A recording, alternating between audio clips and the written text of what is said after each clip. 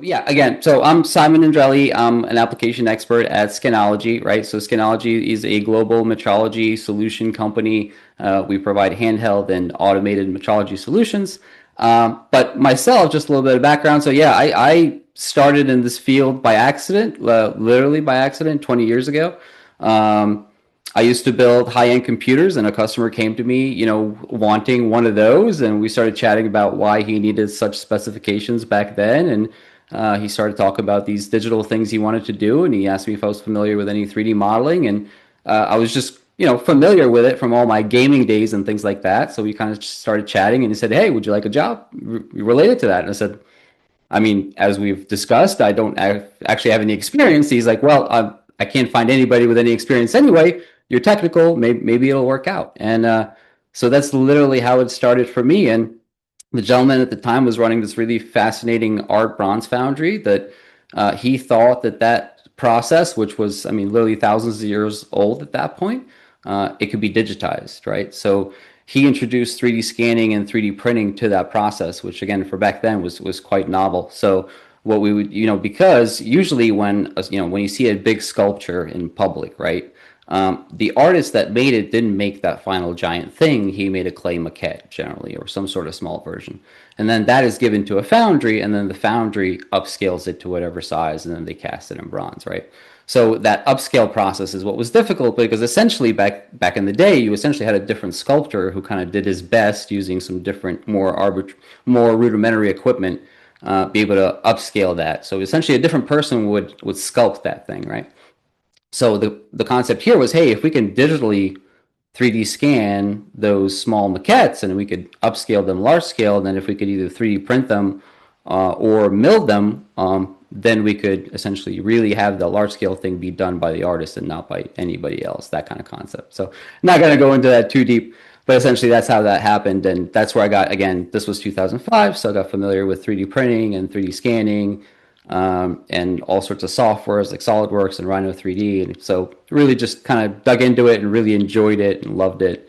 But after a number of years, I think it was after 8 years or so, I just, art was never my thing. Like fine art wasn't my field. It wasn't, that wasn't the interest, is what I realized. Like I was interested in the technology, but not what I was using it for, right? So from there, I became an application engineer. So I moved on and said, hey, where could I, use these skills for something else?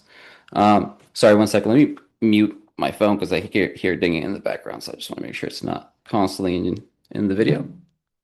There we go. Sorry about that.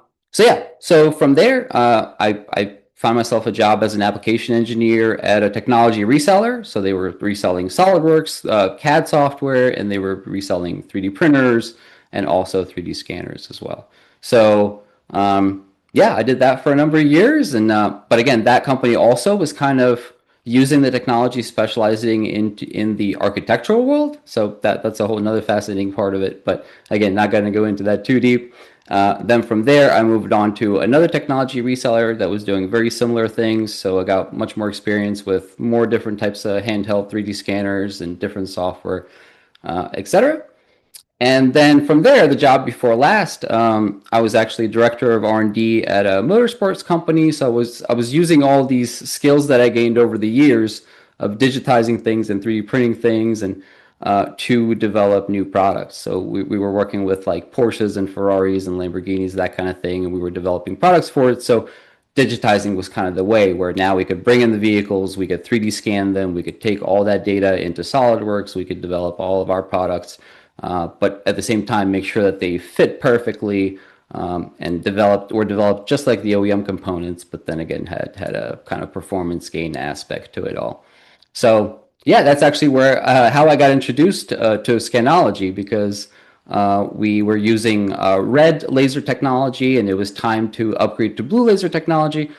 Just to small segue into that, essentially the old laser scanning way was red lasers, and with red lasers, they couldn't handle really shiny or dark materials very well.